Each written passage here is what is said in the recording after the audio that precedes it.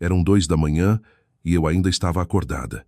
A casa estava silenciosa, exceto pelo zumbido suave do aquecedor e o tic-tac ocasional do relógio na parede da sala de estar. Meu marido, Leandro, roncava pesadamente ao meu lado, alheio à forma como eu continuava me virando de um lado para o outro. Com 26 semanas de gravidez de gêmeos, dormir havia se tornado quase impossível. Toda vez que eu tentava rolar para o lado, uma dor aguda atravessava minha lombar e eu podia sentir os bebês se mexendo inquietos dentro de mim, como se estivessem praticando alguma rotina de dança caótica. Eu me sentei, fazendo careta, e esfreguei minha barriga inchada. "Está tudo bem, pequenos", sussurrei, esperando que eles pudessem de alguma forma me ouvir. "Estamos bem. A mamãe está só cansada." Não houve resposta. É claro, apenas mais agitações desconfortáveis e um pequeno chute sob minhas costelas. Eu deslizei minhas pernas para fora da cama e arrastei os pés em direção à cozinha, meus movimentos lentos e desajeitados. Andar parecia que eu estava carregando 2 bolas de boliche presas à minha cintura. Eu fiz uma xícara de chá e me sentei à pequena mesa de jantar, olhando para a janela escura enquanto a chaleira clicava atrás de mim. Lá fora, Curitiba estava coberta de geada, as ruas vazias, o mundo perfeitamente imóvel. Dentro, porém, minha mente não parava de correr. Eu pensava em como havíamos chegado aqui, eu exausta e sozinha em minha própria casa enquanto Leandro dormia, como se não tivesse nenhuma preocupação no mundo. Quando eu lhe contei pela primeira vez que estava grávida, ele ficara eufórico. Ele queria um filho tão desesperadamente, até implorou por isso, dizendo coisas como: "Precisamos de alguém para levar adiante o nome da família. Alguém que olhe para mim com admiração." Eu achei que era doce, até um pouco romântico, mas quando o ultrassom mostrou que havia 2 bebês em vez de um, algo dentro dele mudou. A empolgação desapareceu quase da noite para o dia. Em vez de beijar minha barriga como costumava, ou me chamar de sua bela Isadora, ele começou a fazer pequenas piadas, maldosas. Ele beliscava o peso extra em meus quadris e dizia: "Cuidado, querida, você vai rolar para longe de mim." Ou ria quando eu andava gingando pela sala e murmurava: "Você parece um pinguim." Eu tentei rir junto no início, dizendo a mim mesma que ele não queria dizer aquilo. Mas conforme meu corpo mudava e minha energia diminuía, aquelas palavras começaram a cortar mais fundo. Leandro ainda esperava uma casa impecável, jantares quentes na mesa e suas camisas passadas à perfeição. Se eu reclamava de estar cansada, ele apenas dava de ombros e dizia: "Você está grávida, não morrendo. Toda mulher passa por isso. Pare de agir como se fosse um milagre." Às vezes eu ia ao banheiro e chorava baixinho para que ele não visse. Eu costumava pensar que estávamos apaixonados, mas ultimamente eu me sentia mais como uma empregada doméstica do que uma esposa. A parte triste, eu continuava dizendo a mim mesma que melhoraria assim que os bebês nascessem. Talvez ele os segurasse, visse seus rostos minúsculos e se apaixonasse por mim de novo. Mas no fundo, havia esse nó de medo que eu não conseguia desfazer. E se ele não mudasse? E se ele permanecesse distante ou, pior, fosse embora? Eu tomei um gole do chá, piscando lentamente para conter as lágrimas.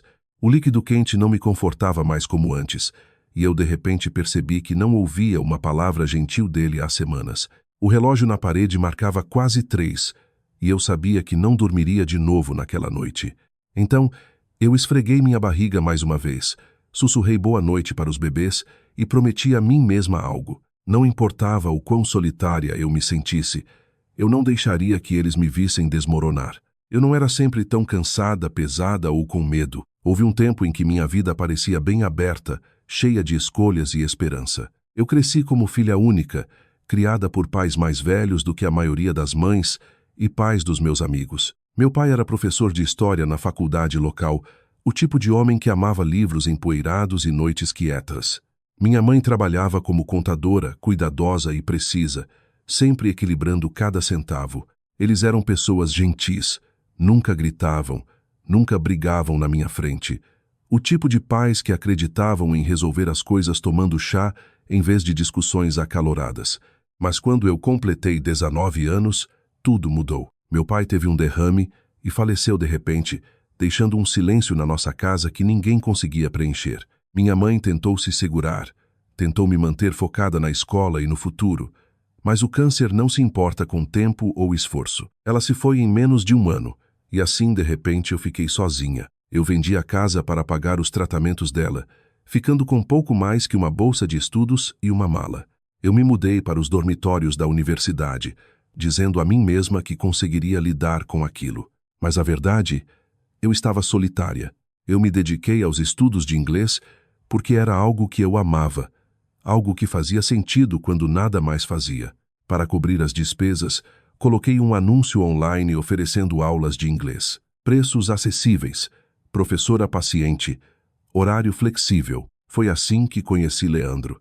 Ele tinha 28 anos na época, já trabalhava como gerente de armazém, mas lutava com os novos clientes internacionais da empresa.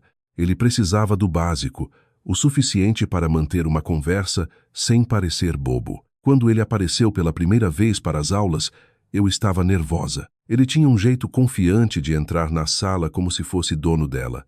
Ele sorria com facilidade, perguntava sobre meu dia e até pagava mais do que eu cobrava, dizendo: "Você vale isso, Isadora. Você está me ajudando mais do que imagina." Eu lembro de ter corado, não acostumada com aquele tipo de atenção, especialmente de alguém como ele. Emprego estável, carro bom, todas as coisas que eu não tinha. Nossas aulas viraram conversas e nossas conversas viraram jantares. Leandro me dizia que eu era inteligente, que admirava como eu continuava mesmo depois de perder meus pais. Ele me fazia sentir vista numa época em que eu era invisível para todo mundo. Eu pensei, talvez isso seja o que o amor deve parecer, seguro. 6 meses depois, ele me pediu para morar junto. Ele dizia coisas como: "Você não precisa mais viver naqueles dormitórios minúsculos. Venha morar comigo. Deixe eu cuidar de você." E eu queria aquilo. Eu queria pertencer a algum lugar de novo. Nós nos casamos em silêncio 1 ano depois. Só um casamento no cartório e um jantar com a mãe dele, Teresa, depois.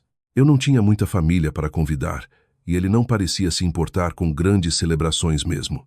Eu disse a mim mesma que não importava, que o amor era o que contava, não uma cerimônia chique. No início, a vida de casada parecia boa. Leandro gostava que eu cozinhasse e limpasse, e às vezes me trazia flores ou me dizia como era sortudo. Mas pouco a pouco, as coisas mudaram.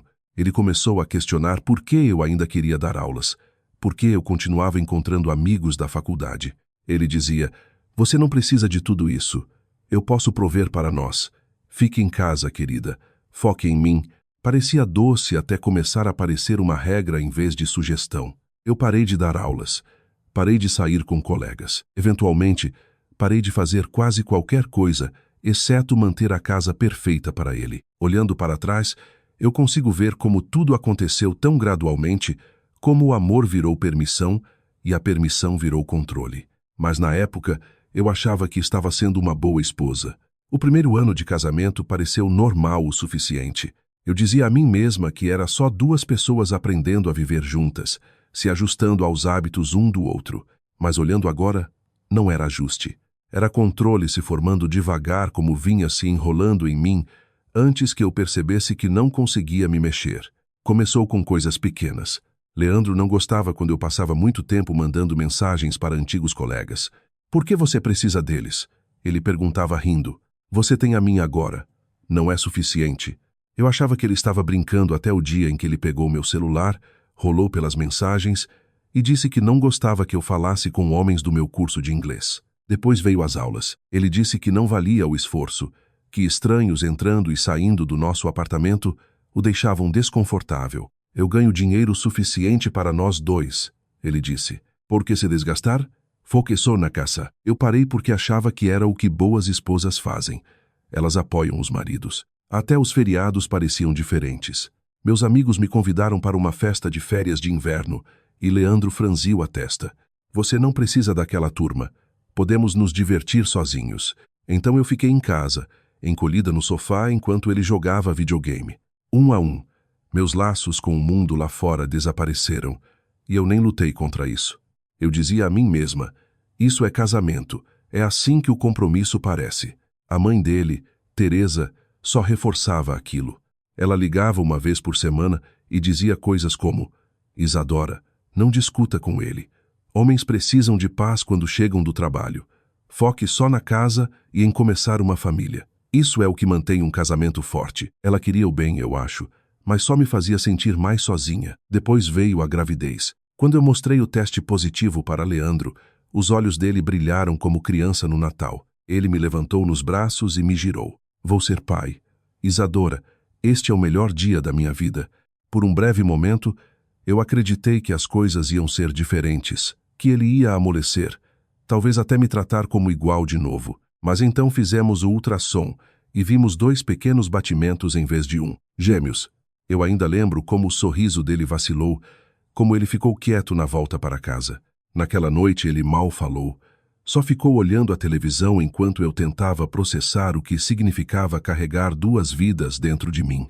A partir dali, cada coisinha que eu fazia parecia irritá-lo.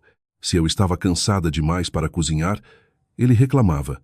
Se eu deixava a roupa para o dia seguinte, ele murmurava: "O que você faz o dia inteiro?" Ele odiava como eu me movia devagar, como eu tinha ficado grande. Ele brincava sobre meus tornozelos inchados e o jeito como eu gingava, me chamando de pinguim como se fosse um apelido que eu devia achar engraçado.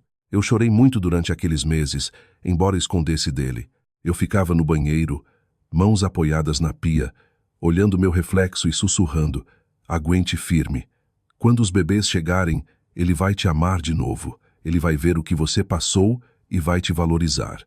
Mas no fundo, algo em mim já sabia a verdade. Eu não era mais parceira dele.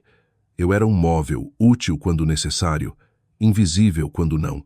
E mesmo assim, eu ainda me agarrava à esperança, porque o que mais eu tinha? Sem pais, sem amigos próximos, sem renda. Só Leandro e a vida que eu achava que estávamos construindo juntos. Eu não percebi então que a vida já tinha começado a rachar e não ia precisar de muito para tudo desmoronar. Era final de dezembro, só uma semana antes do ano novo quando aconteceu. Eu tinha estado inquieta a manhã toda, olhando as janelas embaçadas do nosso apartamento e pensando em como queria que o lugar ficasse bonito antes dos bebês chegarem. Leandro tinha me dispensado na noite anterior quando eu pedi ajuda. Eu trabalhei a semana toda, Isadora. Estou exausto. Você não consegue lidar com uma coisa sozinha? Então eu tentei. Peguei um banquinho, um balde de água morna com sabão e um pano. Minha barriga parecia enorme, mas eu disse a mim mesma que conseguia fazer pelo menos a metade debaixo da janela, o suficiente para me sentir útil. O banquinho balançou quando eu me estiquei para a frente, e por um segundo aterrorizante eu me senti sem peso. Depois veio o estrondo, madeira batendo no piso, e uma dor aguda nas costas quando caí de forma estranha no chão. Minha respiração travou na garganta. Então eu senti uma onda quente repentina entre as pernas. Minha bolsa tinha estourado. O pânico veio imediatamente. Eu tateei pelo celular, mãos tremendo, e liguei para Leandro. Caiu direto na caixa postal. Liguei de novo. Nada. Vamos, Leandro, atende. Por favor. Meu peito apertou e lágrimas borraram minha visão. Eu rolei pelos contatos pensando em ligar para um vizinho, mas meus dedos escorregaram. Eu nem vi qual nome acertei antes de apertar enviar. Alô? Uma voz masculina atendeu. Levou um segundo para eu identificar. Maurício, o chefe de Leandro. Minha voz saiu quebrada. Maurício, me desculpe tanto. Eu não queria ligar para você, mas minha bolsa estourou e não consigo falar com Leandro. Por favor, eu preciso de ajuda. Não houve hesitação na resposta dele. Fique onde está. Estou indo. Minutos depois, Maurício apareceu na porta, o rosto cheio de preocupação. Ele não fez perguntas. Não perdeu tempo julgando por que a esposa grávida do funcionário tinha ligado acidentalmente para ele em vez do próprio marido. Ele só pegou minha bolsa do hospital do armário do corredor e me ajudou a chegar ao carro. No hospital, tudo aconteceu rápido, rápido demais. Enfermeiras me levaram correndo para a sala de parto, conectando monitores e começando o soro. Você está cedo, querida. Uma delas disse gentilmente. Mas não se preocupe, vamos cuidar de você e desses bebês. Eu segurei as grades da cama enquanto as contrações vinham, agudas e implacáveis. Onde está meu marido? Eu ofeguei entre respirações. Ninguém tinha resposta. Eu mandei outra mensagem, depois outra, mas a tela ficou em branco, sem resposta. Horas depois, eu segurava 2 meninos minúsculos nos braços, os peitinhos deles subindo e descendo com esforço. As enfermeiras os levaram para a unidade neonatal, e eu fiquei ali, exausta e entorpecida, me perguntando por que Leandro não tinha aparecido. Maurício ficou no corredor o tempo todo, andando de um lado para o outro como um familiar preocupado. Quando a enfermeira disse que ele podia entrar por um momento, ele só sorriu para mim suavemente e disse: "Você e os bebês estão seguros agora. Isso é o que importa."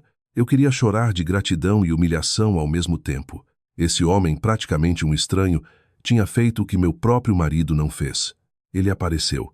Ele garantiu que eu não estivesse sozinha num dos momentos mais assustadores da minha vida. Enquanto me levavam para a recuperação, eu segurava o celular, olhando as mensagens não lidas que mandei para Leandro e sussurrava para mim mesma: "Onde você está? Como você pôde não estar aqui?" Eu não sabia então, mas esse era o momento em que tudo entre nós ia se quebrar, porque quando eu finalmente fosse para casa, eu descobriria exatamente onde ele tinha estado e por que não tinha atendido. 3 dias depois, eu recebi alta do hospital. Os gêmeos estavam estáveis, mas pequenos, acomodados com segurança em suas cadeirinhas de carro, que pareciam grandes demais para seus corpinhos minúsculos. Meus braços doíam de segurá-los, não porque eram pesados, mas porque eu não queria soltá-los. Eles pareciam frágeis, como porcelana, como algo em que eu tinha sido confiada, mas não merecia completamente. Maurício estava lá de novo. Eu não tinha pedido. Ele só apareceu dizendo: "Você não devia dirigir nesse estado, Isadora. Deixe eu ajudar." Eu queria protestar, dizer que conseguia, mas a verdade, eu não conseguia. Eu estava dolorida, fraca e emocionalmente esgotada. Nós entramos no estacionamento do apartamento e eu notei algo imediatamente. A caminhonete de Leandro não estava lá. Eu disse a mim mesma que ele provavelmente estava no trabalho ou fazendo compras. Mas quando entramos, aquela ilusão desmoronou. A sala de estar estava meio vazia. O suporte da televisão estava nu, sem tela plana. As prateleiras que antes tinham troféus de esportes dele e fotos emolduradas estavam completamente limpas.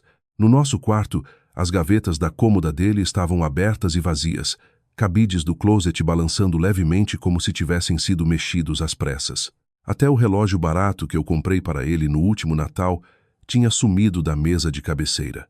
Eu cambaleei para trás, segurando o batente da porta para me equilibrar. Não, isso não pode ser real. Minha mente procurava explicações. Talvez ele tivesse mudado as coisas porque íamos reformar. Não, isso não fazia sentido. Talvez tivesse sido um arrombamento, mas não havia sinal de entrada forçada. Então eu vi uma única folha de papel no balcão da cozinha. Minhas mãos tremiam enquanto eu desdobrava. A letra era apressada, quase descuidada, como se ele não conseguisse sair rápido o suficiente. Isadora acabou. Não consigo mais. Não tente me encontrar. Vamos nos divorciar, Leandro. Só isso. Sem pedido de desculpas, sem explicação. Só algumas linhas frias para terminar nosso casamento. O papel escorregou dos meus dedos, flutuando até o chão como se nem ele quisesse carregar aquelas palavras. Meus joelhos dobraram, e eu afundei numa cadeira, apertando um dos carrinhos de bebê contra o peito. Por quê? Por que você faria isso conosco? Com eles. Os gêmeos se mexeram, um soltando um chorinho minúsculo, e eu balancei o carrinho gentilmente, lágrimas escorrendo pelo meu rosto. Maurício pegou o bilhete, leu em silêncio, depois o colocou de volta sem dizer uma palavra. Ele não correu para me consolar ou dizer que ia ficar tudo bem. Em vez disso, ele se agachou ao meu lado, a voz calma e firme. Você não está sozinha, Isadora. Não mais. Estou aqui, e vamos resolver isso. Aquilo quebrou algo em mim. Eu tinha segurado tudo, cada insulto, cada noite solitária, cada medo sobre o futuro. E agora tudo saiu. Eu solucei sem controle, me agarrando ao carrinho do bebê como se fosse uma âncora. Maurício esperou, paciente, me deixando chorar até as ondas passarem. Depois ele perguntou gentilmente: "Você tem mais alguém para ligar? Amigos? Família?" Eu balancei a cabeça. "Não, agora sou só eu." Ele assentiu devagar, como se entendesse mais do que dizia. "Então foque nos seus meninos, Isadora. Deixe eu cuidar do resto." Pela primeira vez em dias, eu senti algo além de medo. Não era felicidade, nem alívio. Era a menor faísca de segurança. E mesmo assim, por baixo, o luto era agudo e cru.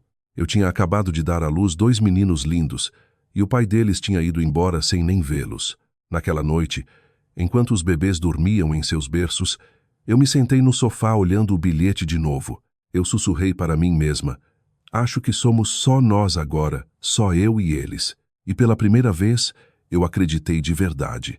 Foi uma semana depois que o telefone tocou, pouco depois da meia-noite. Eu estava na nursery, balançando um dos gêmeos que se recusava a se acalmar. O outro dormia em paz, o peitinho subindo e descendo em ritmo perfeito. Meu corpo doía, minhas pálpebras pesadas, mas o som do toque me despertou. Eu olhei a tela. Leandro. Meu peito apertou. Eu hesitei, o dedo pairando sobre o botão de atender. Parte de mim queria ignorar, deixar ele desaparecer completamente como queria. Mas alguma parte teimosa em mim esperava. Esperava um pedido de desculpas, talvez até uma explicação. Eu atendi. Leandro? A voz dele estava arrastada. Então você já seguiu em frente, é? Com Maurício? Esse é o seu grande plano, Isadora? Engravidar e depois se aconchegar com meu chefe. Eu congelei. Do que você está falando? Você me deixou, Leandro. Você nos deixou. Ele riu, um som cruel e afiado que revirou meu estômago. Não se faça de inocente. Eu sei o que está acontecendo. Todo mundo sabe. Você acha que eu não sei como ele olha para você? Você provavelmente mandou aquela mensagem de propósito. Patético. Eu fechei os olhos, apertando o telefone mais forte. Você está bêbado. Me liga de volta quando estiver sóbrio. Não, você escuta. A voz dele subiu, distorcida pelo alto-falante. Você arruinou minha vida. E sabe de uma coisa? Eu estou ótimo, melhor que ótimo. Eu tenho alguém que realmente me valoriza e tenho planos. Grandes. Diga ao Maurício para cuidar das costas. Porque até o mês que vem a tecnologia preciosa da empresa dele vai estar nas minhas mãos. Eu vou vender. Vou fazer dinheiro de verdade, Isadora, enquanto você fica aí com seus pirralhos, vivendo de pena. Meu sangue gelou. Leandro, o que você fez? Ele riu de novo, arrastando as palavras. Relaxa, só negócios, nada que você entenderia. Ah, e a propósito, esse apartamento, o nome está no contrato. Você tem um mês para desocupar, ou eu mando te despejar. A linha ficou muda. Por um momento, eu só fiquei ali, atordoada. A respiração suave dos bebês, o único som na sala. A raiva borbulhou, quente e trêmula. Não bastava ele ter nos abandonado. Ele tinha que ameaçar nossa casa também? E agora ele planejava algo contra Maurício. A única pessoa que tinha estado lá quando eu precisei de ajuda. Eu nem pensei. Liguei para Maurício imediatamente. Ele atendeu no primeiro toque. A voz alerta, apesar da hora avançada. Isadora, está tudo bem? Eu contei tudo. Cada palavra cruel, cada ameaça bêbada, o esquema para vender segredos da empresa. Quando terminei, houve silêncio na linha, pesado e deliberado. Obrigado por me contar. Maurício finalmente disse. Preciso resolver isso imediatamente. Você não precisa se preocupar. Mas, Isadora, me desculpe que você teve que ouvir isso dele. Eu engoli em seco. Não é culpa sua. Eu só... Não acredito que ele faria algo assim. O tom de Maurício mudou, firme e autoritário. Acredite, pessoas como ele sempre acham que são mais espertas que todo mundo, mas ele não vai escapar impune. Fiel à palavra, em poucos dias a empresa de Maurício iniciou uma revisão interna. Equipes de segurança vasculharam logs de acesso e arquivos de projetos, e então eles o pegaram. Leandro, junto com o novo parceiro, tentando encontrar um comprador num estacionamento com esquemas roubados. A polícia os prendeu na hora. Quando a notícia chegou até mim, eu me sentei quieta no sofá, olhando meus meninos dormindo em paz nos berços. Eu não senti triunfo, nem satisfação. Só uma dor surda de finalidade. Leandro tinha escolhido esse caminho sozinho. E agora não havia volta. Eu sussurrei para os bebês. Somos só nós agora. Mas vamos ficar bem. Eu prometo. As semanas depois da prisão de Leandro foram um borrão. Havia advogados, ligações da polícia e papéis que eu nunca imaginei ter que lidar sozinha. E no meio de tudo, 2 bebês minúsculos dependiam de mim para tudo. 2 pequenas almas que não se importavam com traição ou casamentos quebrados. Eles só queriam calor, comida e amor. Eu estava exausta, funcionando com cafeína e adrenalina, mas não havia tempo para desmoronar. Eu tinha que encontrar um jeito de prover para nós, de construir uma vida do zero. Então eu voltei ao que sabia melhor ensinar. Só que agora era virtual. Coloquei anúncios online para aulas de inglês. usando o único recurso que me restava, meu laptop. Em uma semana, eu tinha meus primeiros alunos, pessoas trabalhando de casa que precisavam de ajuda com gramática e conversa de negócios. Não era muito dinheiro no início, mas era algo. E cada real parecia prova de que eu conseguia fazer isso sozinha. Maurício notou. É claro, ele notava tudo. Uma tarde, ele passou com uma base para a cadeirinha do meu sedã de segunda mão. Você não devia se esforçar carregando os 2 carrinhos toda vez, ele disse com um sorriso suave. Outra vez, ele me entregou uma lista de clientes locais que precisavam de aulas de inglês. Pessoas da empresa dele que queriam aulas noturnas. Eu mencionei seu nome, ele explicou. Só se você estiver confortável, claro. Eu não sabia o que dizer. Ninguém nunca tinha se esforçado tanto por mim assim. Nem Leandro. Não de verdade. Maurício nunca pairava. Nunca agia como se eu lhe devesse algo. Ele passava, ajudava a instalar um portãozinho de bebê, ou deixava fraldas quando notava que eu estava acabando. E depois ia embora, me dando espaço. De alguma forma, ele entendia que eu precisava me sustentar sozinha, mas também queria que eu soubesse que não estava sozinha. A filha dele, Maia, adorava vir junto também. Ela tinha 8 anos, doce e infinitamente curiosa sobre bebês. Posso segurar um? Ela perguntava toda vez, e eu sorria e dizia sim, vendo como ela embalava as cabecinhas minúsculas com gentileza. Ela os chamava de meus irmãozinhos. E algo no jeito como ela dizia, aquecia uma parte de mim que eu achava que tinha esfriado para sempre. Ainda havia noites em que eu chorava, principalmente quando os meninos se recusavam a dormir e o peso de tudo parecia esmagador. Mas lentamente eu comecei a ver um futuro. Não perfeito, não o que eu tinha imaginado uma vez, mas nosso. Um futuro que eu estava construindo com minhas próprias mãos, impulsionado por cada grama de determinação que me restava. Uma noite, enquanto dobrava a roupa na mesa da cozinha, Maurício se encostou no batente da porta e disse: "Sabe, Isadora, você é mais forte do que imagina. A maioria das pessoas teria desmoronado a essa altura." Eu ri baixinho, balançando a cabeça. "Não parece força, só parece sobrevivência." Ele se aproximou, a voz calma mas firme. "Sobreviver é força, e você está fazendo mais que isso. Você está construindo algo novo." Eu olhei para ele então, olhei de verdade, e pela primeira vez me permiti ver o que havia nos olhos dele. Não pena, mas respeito e talvez algo mais. Eu afastei o pensamento. Eu não estava pronta para aquilo, ainda não, mas pela primeira vez em muito tempo, eu fui dormir sentindo que a vida não era só algo acontecendo comigo. Era algo que eu estava moldando pedaço por pedaço para mim e meus filhos. E eu sabia de uma coisa com certeza, não estávamos tão sozinhos quanto eu temia antes. Aconteceu numa tarde fria de primavera. Um daqueles dias em que o sol parece quente, mas o vento corta direto.